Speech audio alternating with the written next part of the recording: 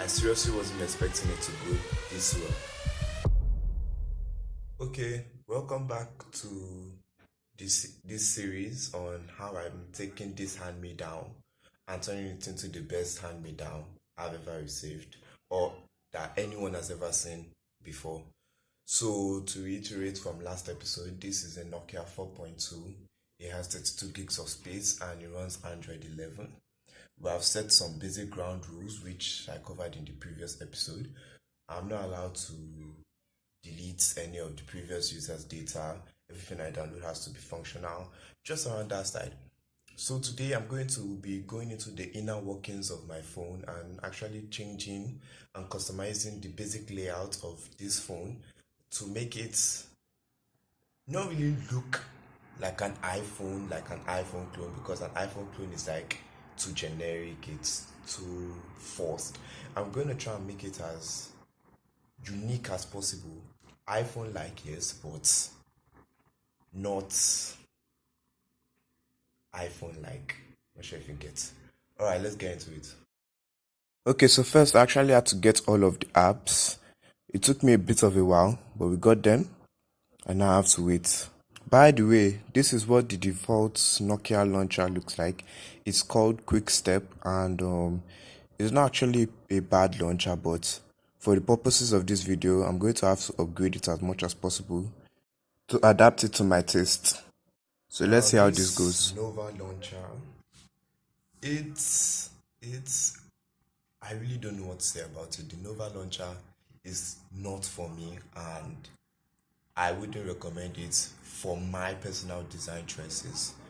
And it's good it has its own strengths, but I didn't find them.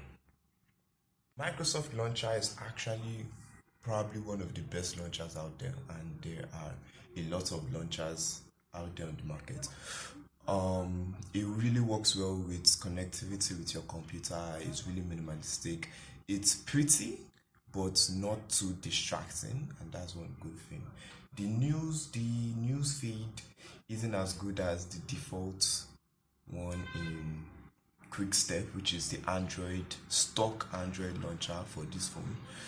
And actually, if I'm being honest, the news feeds of all these apps launchers, aren't as good as the default from Nokia. So I'm just gonna have to say that Microsoft is good at what it does. It's pretty, but they do try and force you to use some of their apps in a way that is not really that nice.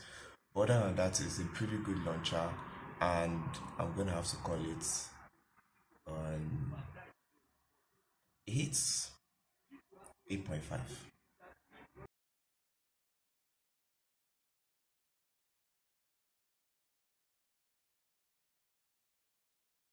The thing that I like about this Niagara launcher is that it's very simple. It's just the basic, no widgets, no clock widget, no. It's only your basic apps, and even the basic apps you don't have more than 10. I think it's actually a limit of 8 max.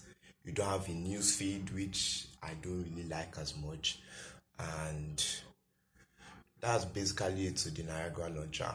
It's not a bad launcher, it's a pretty good launcher if you want to be minimalistic, but it's not for me. So I don't know, maybe I'll give it like a 7 over 10. If you're enjoying this video, please don't forget to like and subscribe and leave a comment on what you suggest the next episode should be. I already have a bit of an idea, but I like to see recommendations in the comments.